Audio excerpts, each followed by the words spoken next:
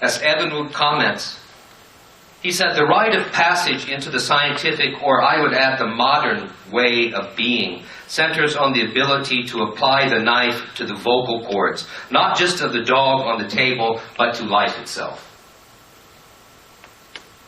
Inwardly, the modern human being must be able to sever the cords of his own consciousness.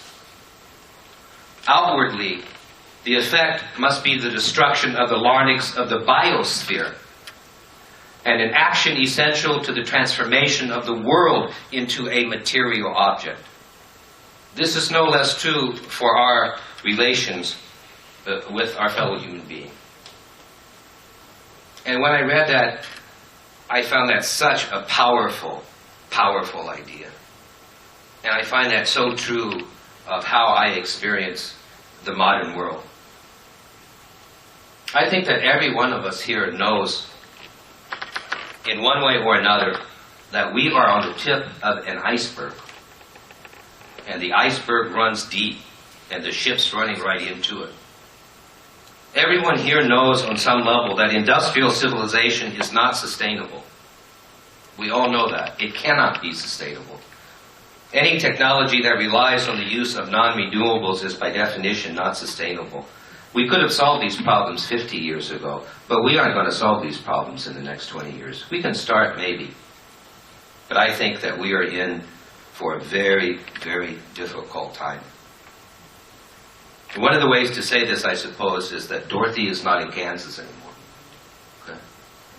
And Dorothy's not coming back to Kansas.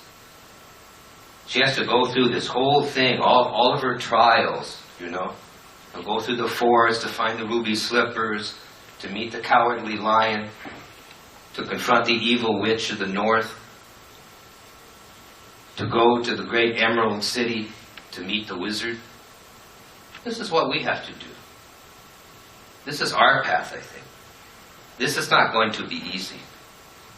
And like that great Oz the great Oz asked Dorothy and her friends, so the politicians of our day, they ask us, pay no attention, the great Oz said, to the man behind the curtain.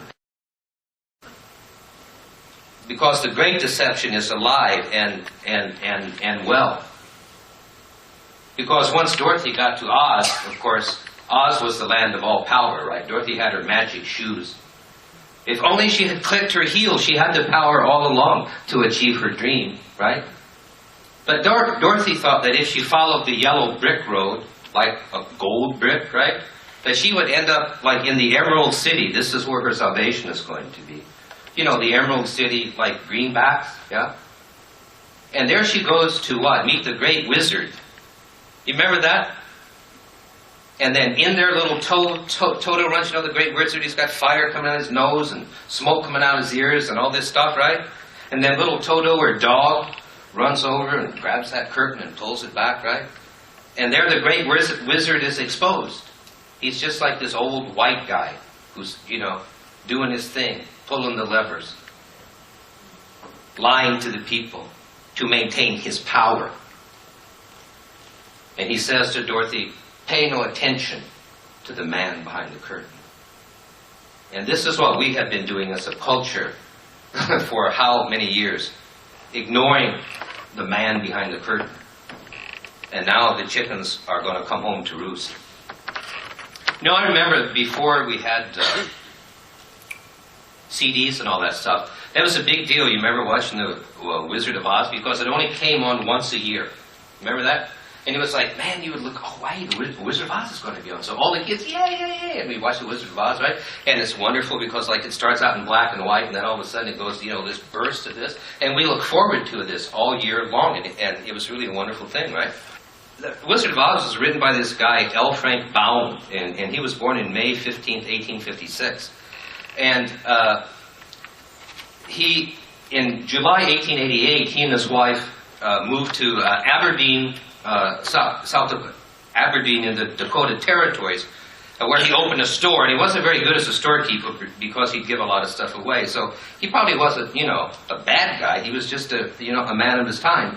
So after the store closed, he turned to editing a local newspaper, the Aberdeen Saturday Pioneer. After the Wounded Knee Massacre in 1890, Native Americans were the target of his editorials in the paper. He explained that the safety of Euro-Americans depends upon the extermination of Indians.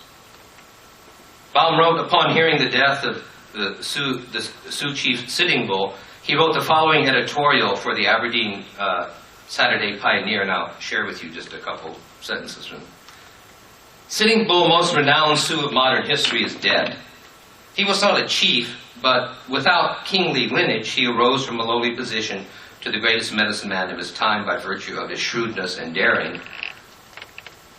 The proud spirit of the original owners of these vast prairies, inherited through centuries of fierce, bloody wars for their possession, lingered last in the bosom of Sitting Bull. With his fall, the nobility of the redskin is extinguished, and what few are left are a pack of whining curs who lick the hand that smites them.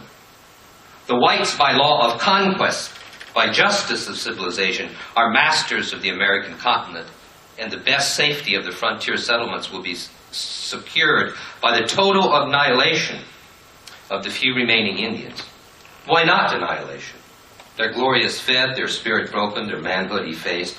Better that they die than live the miserable wretches that they are. That was Act 1, the great wizard the silencing of nature.